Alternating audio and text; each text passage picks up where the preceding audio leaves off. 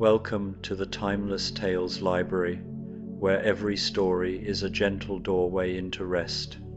I'm Oliver, your host, and tonight I'll be sharing a soothing tale to ease your mind and guide you gently towards sleep.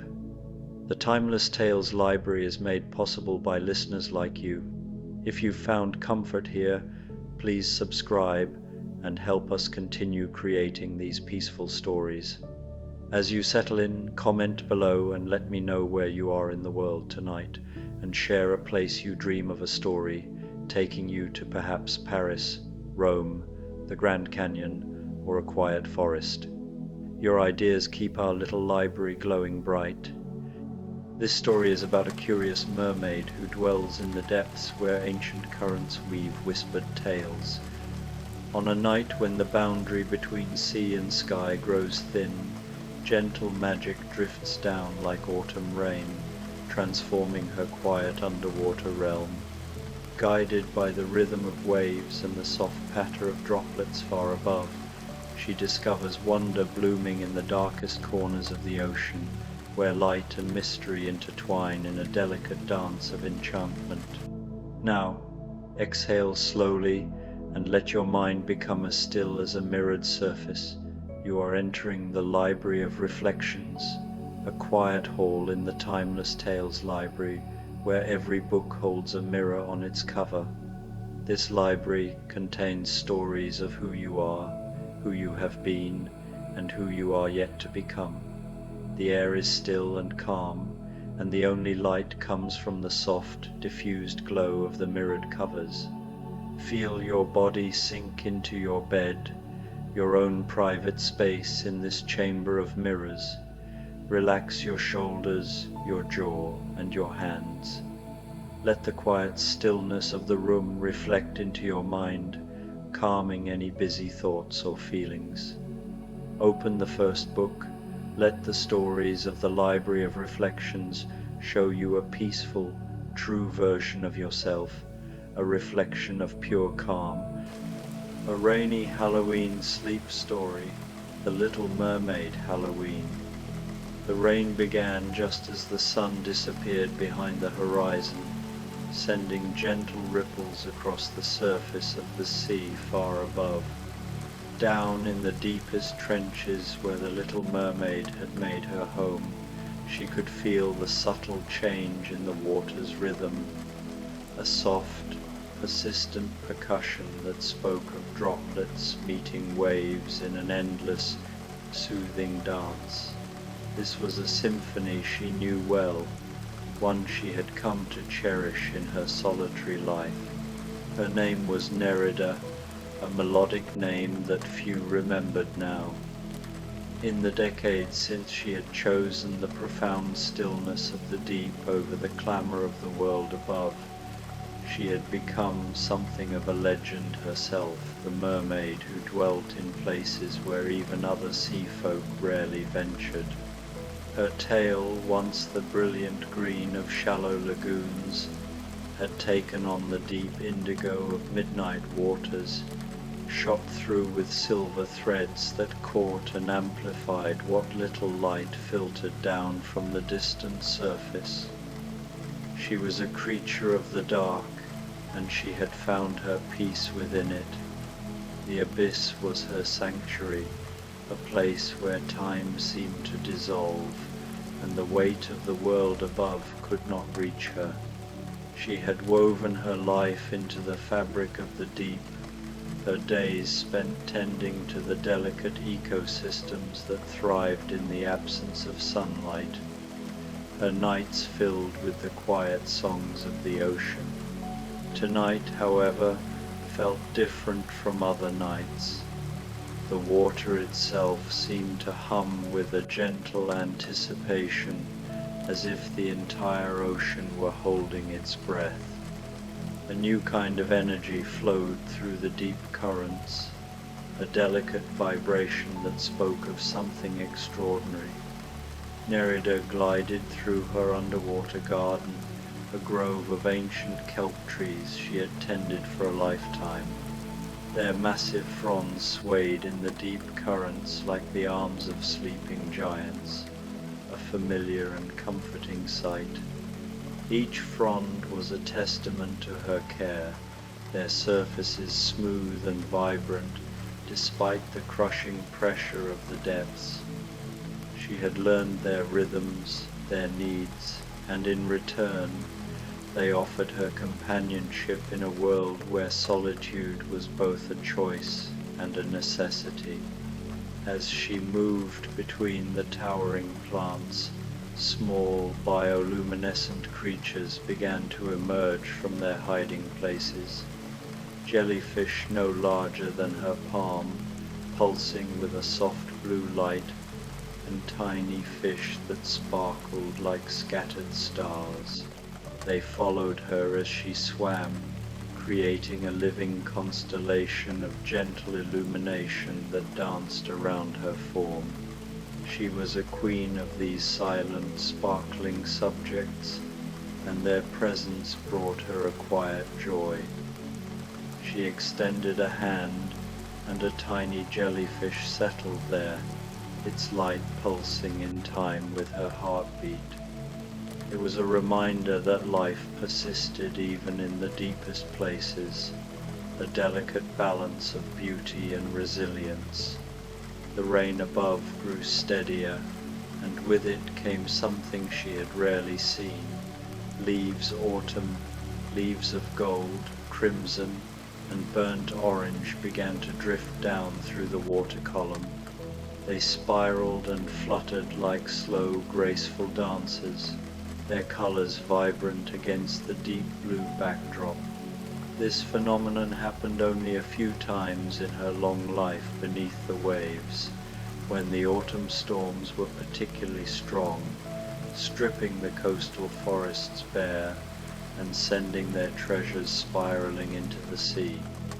Each leaf was a fleeting visitor from a world she had left behind, a reminder of seasons that turned far above her eternal night.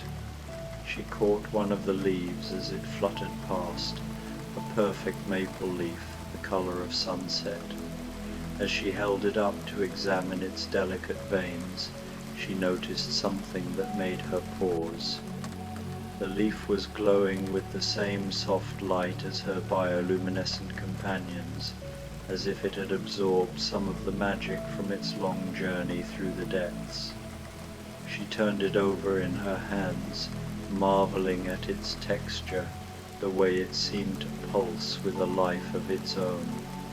It was not just a leaf, but a relic of some ancient enchantment, carried by the storm to her hidden world.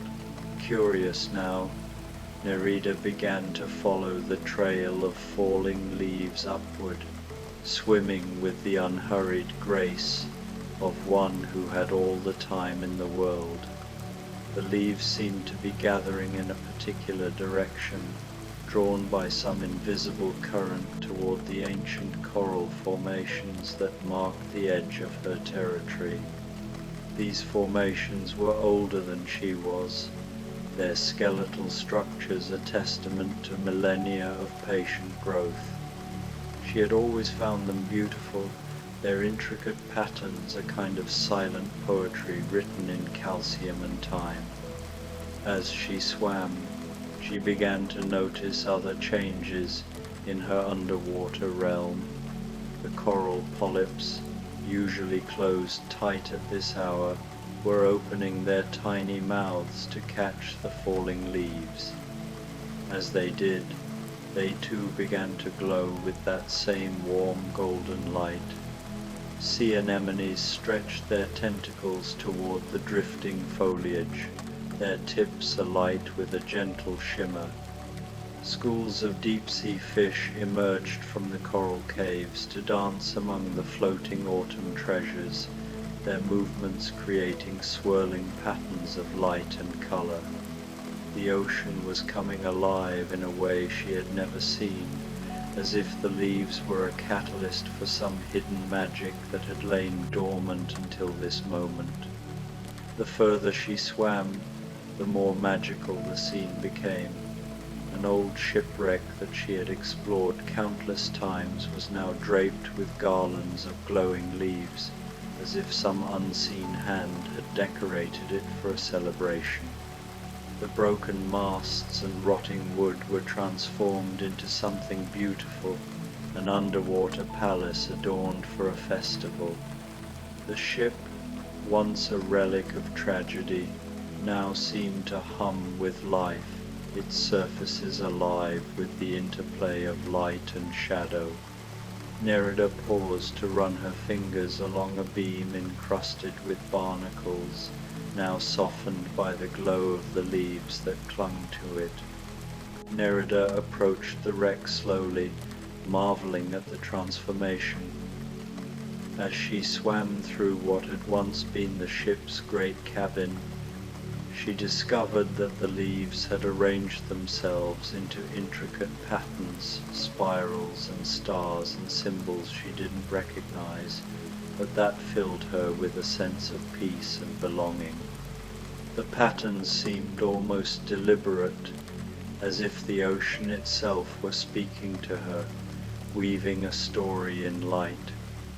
In her old life, Nerida had heard stories of Halloween, whispered tales of a night when ghosts walked among the living and strange wonders unfolded under the moon's watchful gaze.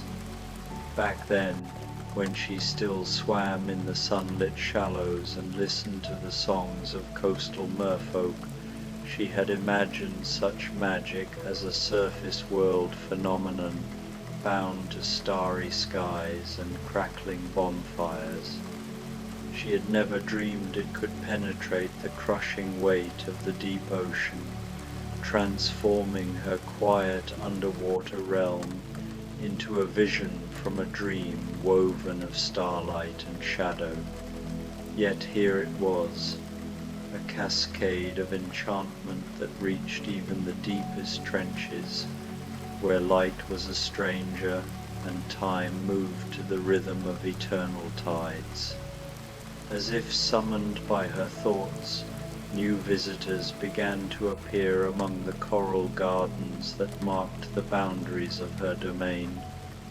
Translucent figures drifted through the water, the spirits of sailors long lost to the sea. But they came not as frightening phantoms, their faces twisted with sorrow or rage, but as gentle presences filled with curiosity about this transformed underwater realm.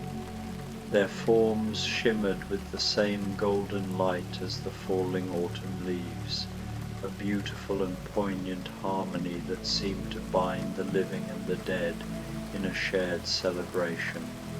Their eyes, glowing softly like the bioluminescent creatures that trailed Nerida, held stories of storms weathered and horizons chased, now softened by the peace of this moment.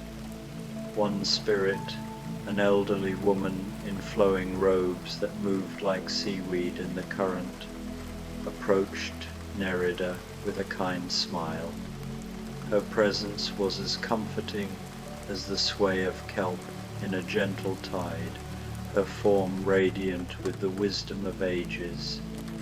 She carried a basket woven from what appeared to be moonbeams and sea foam, its delicate strands glowing with an ethereal light that pulsed faintly like the heartbeat of the ocean itself.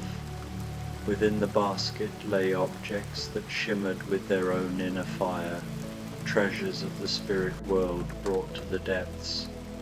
"A gift," the spirit said, her voice like the whisper of waves on distant shores, soft yet resonant, carrying the weight of countless tides. She reached into her basket and drew out a crown made of twisted driftwood, its gnarled branches adorned with small shells that rang like tiny bells when they moved, their chime a delicate counterpoint to the ocean's deep hum. "For the guardian of the deep gardens," she added, her eyes crinkling with warmth. Nerida accepted the crown with wonder, her fingers tracing the smooth, worn edges of the driftwood, a and the cool pearlescent shells. As she placed it gently on her head, she felt a sudden connection to something vast and ancient, a collective wisdom of all who had ever loved the sea, all who had found peace in its depths. The crown was more than an ornament, it was a conduit, linking her to the souls who had sailed, fished and drowned in these waters, their lives now woven into the fabric of her own. She was not alone in her underwater realm. She was part of an eternal community of spirits who had chosen the sea as their home, their stories now hers to carry. More spirits appeared, each bringing gifts that sparkled with the magic of this night. A young sailor, his translucent form clad in a tattered jacket, offered her a compass that gleamed with a strange silver light. Unlike any compass she had seen, it pointed not north but toward whatever the holder most needed to find, be it a lost memory, a hidden truth, or a forgotten dream. A fisherman's daughter, her hair adorned with ghostly pearls, presented Nerida with a net woven from silver light, its delicate strands strong enough to catch dreams and wishes that drifted through the currents. An old captain, his face weathered by a lifetime at sea, gave her a map drawn on what looked like pressed kelp, its surface etched with secret currents and hidden grottos throughout the seven seas, places even Nerida had never explored. As the gifts accumulated around her, piling like treasures in the coral-encrusted ruins of the shipwreck, Nerida realized that this was more than just Halloween magic. This was a celebration of her choice, her decades of patient guardianship over this deep-sea realm. The spirits were honoring her for creating a sanctuary in the depths, a place where lost things could find new purpose and beauty could flourish in the darkness. Each gift was a testament to her stewardship, a recognition of the life she had built among the kelp forests and coral spires, where every creature and plant was tended with care. The rain continued to fall above, its rhythm a distant drumbeat that sent new wonders spiraling into the depths. Carved pumpkins began to sink through the water column, their faces glowing with a gentle inner fire that was not extinguished by the sea's embrace.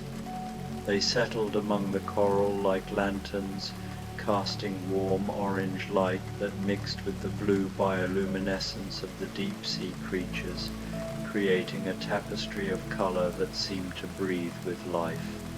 Some pumpkins bore smiling faces, others mischievous grins, their expressions frozen in mid-laughter as they illuminated the ocean floor.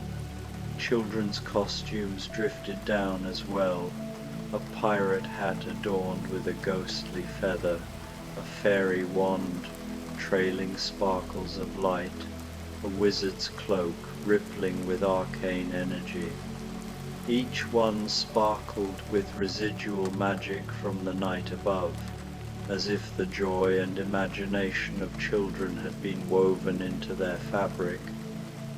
The sea creatures investigated these strange new additions with curious delight. An octopus, its skin a canvas of shifting colors, wrapped its tentacles around the wizard's cloak, its body taking on the deep purple hue of the fabric as it twirled through the water. A school of anglerfish, their lures glowing like tiny stars, began to circle the fairy wand, their movements creating spirals of light that danced in the currents. Nerida watched this unfolding festival with a heart full of wonder, her indigo tail shimmering as she glided among the glowing pumpkins, and spirited gifts. The shipwreck, once a silent relic, now felt like a grand hall, its broken beams and rusted cannons adorned with garlands of leaves and the soft glow of enchanted objects. The spirits moved among the coral, their laughter like the chime of distant bells, mingling with the songs of the deep-sea creatures. A pair of ghostly dolphins, their forms translucent but vibrant, spun through the water, trailing ribbons of light that wove patterns around the kelp trees. As the night deepened, Nerida felt the magic of Halloween settle into her very being. The boundary between worlds was indeed thin, and here, in her underwater kingdom, the spirits of the sea and the wonders of the surface had found a meeting place. She swam to the center of the shipwreck, where the glowing leaves had formed a radiant spiral, and raised her arms. The bioluminescent creatures, the spirits, and the enchanted objects responded, swirling around her in a dance that felt like a celebration of life itself, life in all its forms. From the fleeting joy of a child's costume to the eternal patience of the coral, this was her Halloween, a night when the deep sea became a canvas for magic painted with light and memory. Nerida, the guardian of the deep gardens, felt a profound gratitude for her place in this moment, surrounded by the gifts of spirits and the wonders of a world that, for one night, belonged to both the living and the departed. Nerida laughed, a sound like bubbles rising toward the surface as she watched a small crab attempt to wear the pirate hat, its tiny claws fumbling with the oversized brim in a comical dance of determination. The sight filled her with a joy she hadn't felt in years, a sense of playfulness and wonder that reminded her why she had first fallen in love with the mysteries of the deep. In her youth, she had been captivated by the ocean's secrets, its hidden caves, its whispering currents, its creatures that glowed like living stars. That same spark of curiosity and delight now flared anew, kindled by the magic of this Halloween night, which had transformed her solitary realm into a vibrant festival of light and life. As the night wore on, the Halloween celebration in the depths grew more elaborate, weaving a tapestry of enchantment that seemed to pulse with the heartbeat of the sea itself. The glowing autumn leaves, radiant with their golden and crimson hues, had formed luminous pathways through the coral gardens, their delicate trails winding like ribbons through the spires and arches of her underwater realm. These paths guided visitors, both living sea creatures and spectral figures, on a gentle tour of Nerida's domain, inviting them to explore the kelp forests, the ancient coral formations, and the shipwreck now adorned like a grand palace. Ghost ships materialized out of the darkness, their hulls shimmering with an ethereal glow, their crews of friendly spirits exploring the transformed seascape with childlike wonder. Their translucent forms darted among the coral, marveling at the glowing leaves and pumpkins, their laughter mingling with the soft clicks and hums of the deep-sea creatures.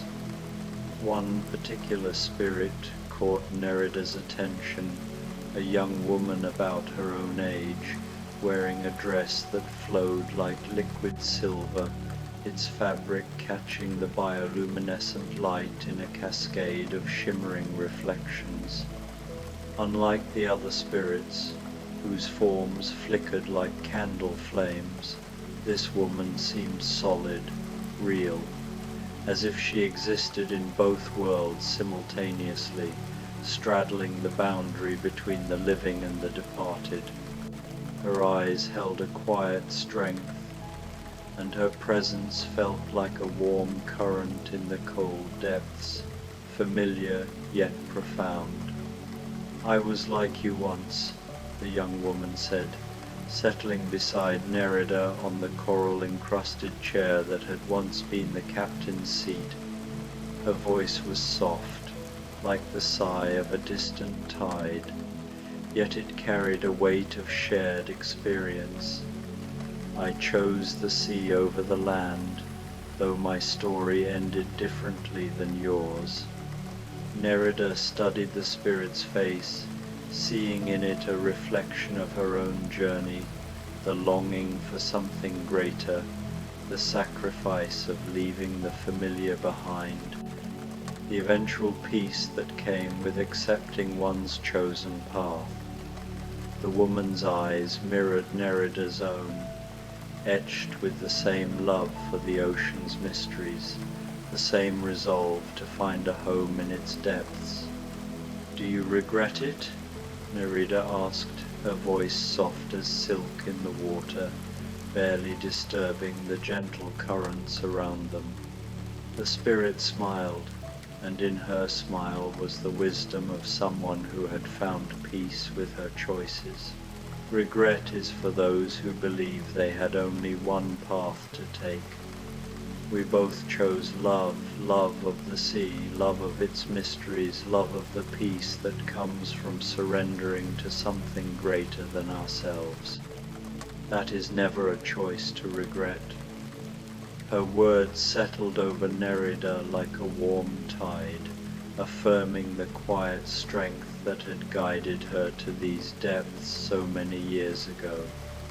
It was a choice made not out of loss, but out of devotion to a world that sang to her soul. As if to emphasize her words, a group of young dolphins appeared, their sleek forms cutting through the water with graceful ease. They carried garlands of seaweed adorned with small shells and bits of sea glass, their surfaces catching the light in a kaleidoscope of greens and blues. The dolphins draped these garlands around the shipwreck, transforming its broken masts and rusted hull into a festive hall, as if preparing for a grand celebration. Their clicks and whistles wove a song that seemed to celebrate the magic of this Halloween night, a melody that resonated with the joy and wonder of the moment. Nerida felt her heart lift, carried by the dolphins' playful energy, their song a reminder that the sea was alive with connection and community. The rain above began to gentle, shifting from steady drops to a soft mist that created the most delicate of ripples on the surface far overhead. The falling leaves slowed their descent, taking more time to spiral and dance through the water column, as if reluctant to end their magical journey. Each leaf seemed to carry a piece of the surface world's autumn, a fragment of forests ablaze with color, now woven into the fabric of the deep, their glow softened, blending with the bioluminescent light of the sea creatures, creating a dreamlike atmosphere that enveloped Nerida's realm. Nerida found herself growing drowsy, lulled by the rhythmic pulse of the water and the gentle light show surrounding her. The spirits seemed to sense her tiredness, and one by one they began to fade back into the darkness, their forms dissolving like mist into the currents. But not before each offered a final gift, a whispered blessing that felt like a soft breeze through the water, a gentle touch that warmed her like a sunlit tide, a promise that she was never truly alone in the depths. These blessings lingered, weaving themselves into the fabric of her home, a quiet assurance that the sea held her in its embrace. The spirit in the silver dress was the last to go. She leaned close to Nerida, her eyes bright with a shared understanding, and whispered, "Every Halloween we'll return. This is your night now, your celebration. The sea remembers its own." Her words carried the weight of a vow, a promise that this magic would not be a fleeting moment but a recurring gift, a night when the boundaries between worlds would dissolve again and again. And then she was gone, leaving only the faintest shimmer in the water to mark where she had been, like the last ripple of a stone dropped into a still pool. Nerida felt the absence keenly, yet it was softened by the warmth of the spirit's words, the certainty that this night was now hers to claim, a tradition born in the depths. The bioluminescent creatures began to settle into their nighttime routines, their lights dimming to a soft glow that would last until dawn, like embers in a fading fire. The pumpkin lanterns continued to burn with their gentle fire, but even their light seemed to grow softer, more conducive to rest and dreams, casting long shadows that danced across the coral. The sea creatures, too, began to quiet, their movements slowing as the festival wound down, their colors blending into the twilight of the deep. Nerida gathered the gifts the spirits had given her, marveling at how solid and real they felt, despite their magical origins.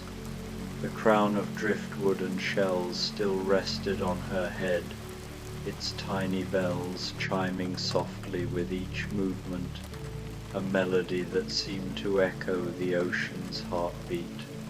The compass, its needle steady and unerring, pointed downward toward the deepest trenches where ancient secrets lay sleeping, waiting for her to uncover them. The silver net glimmered with caught starlight, its delicate strands pulsing with the potential to capture fleeting dreams. The kelp map, etched with secret currents and hidden grottos, promised adventures yet to come, pathways to places where the sea held its most guarded treasures. As she arranged her treasures in a small grotto near her favorite resting place, a sheltered nook cradled by towering kelp and soft sea moss, she noticed that the glowing leaves had formed a perfect circle around the area, creating a natural boundary of soft, golden light. It felt like a blessing, a protection, a reminder that she belonged in this place between worlds, where the living and the spiritual intertwined.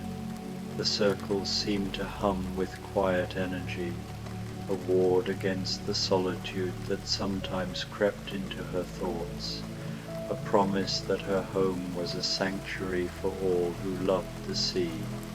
The rain had stopped completely now, and the surface of the sea far above had grown calm and still, a mirror reflecting the stars like scattered diamonds. But here in the depths, the magic lingered, woven into the very fabric of Nerida's world. The coral continued to glow with gentle warmth, its polyps open like tiny stars catching the last of the falling leaves. The fish sparkled like living constellations, their movements a quiet dance that echoed the night's celebration. The autumn leaves, now rooted among the sea plants, had become part of the underwater garden, their vibrant colors a permanent reminder of this night, when the boundaries between air and water, between the living and the spiritual, had dissolved into something beautiful, Nerida curled up in her grotto, her indigo tail tucked beneath her like a sleeping cat, its silver threads catching the faint glow of the surrounding leaves. The sounds of the deep sea surrounded her, the distant songs of whales, their mournful notes carrying through the water like a lullaby, the gentle whisper of currents moving through underwater canyons, the soft clicking of crustaceans settling in for the night. But underneath it all was something new, a harmony that spoke of celebration and community, of magic that would return with each Halloween, bringing wonder and connection to her solitary realm. As she drifted towards sleep, she felt a presence beside her, not visible, but warm and comforting, like a hand resting gently on her shoulder. Perhaps it was the spirit in the silver dress, keeping watch through the night, her promise of return a quiet vigil. Perhaps it was the collective blessing of all the souls who had found peace in the sea's embrace, their stories now part of hers. Or perhaps it was simply the ocean itself, acknowledging her as one of its own, a keeper of its deepest mysteries and most beautiful secrets. The last thing she saw before sleep claimed her was a single, perfect leaf, deep red as wine, glowing within a fire settling onto the coral beside her head. As it touched the living rock, it transformed into a flower unlike any she had ever seen, its petals the same deep red, but shot through with veins of silver that pulsed gently with the rhythm of her heartbeat. The flower seemed to hum with life, a living emblem of the night's magic, a gift from the sea itself. In her dreams, Nerida swam through gardens of these magical flowers, each one representing a moment of wonder, a connection made, a gift freely given. She dreamed of future Halloweens when the spirits would return, bringing new stories and new gifts, weaving an ever-expanding tapestry of magic and memory in the depths. The flowers bloomed in endless variety, some crimson, some gold, some the deep blue of her tail, each one a testament to the moments that defined her life in the deep. And in the deepest part of sleep, where dreams become prophecy, she saw herself not as a solitary guardian, but as the heart of a community that spanned the worlds, living and dead, mortal and eternal, bound together by love of the sea and the quiet courage it took to choose one's own path, no matter how unconventional.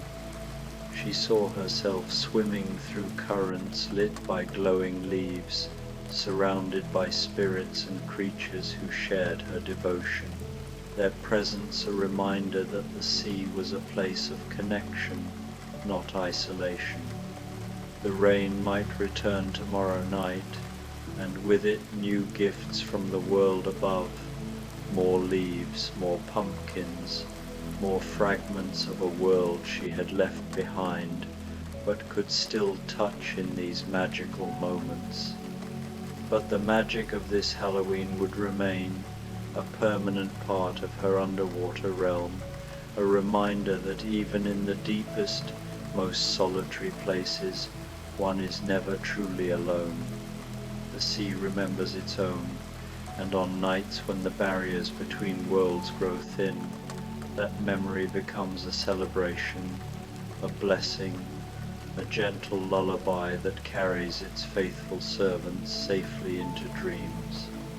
And so Nerida slept, crowned with driftwood and shells, surrounded by glowing flowers and the soft light of magical creatures, while far above the surface of the sea reflected the stars like scattered diamonds, and the world prepared for another day, never knowing what wonders had bloomed in the darkness below.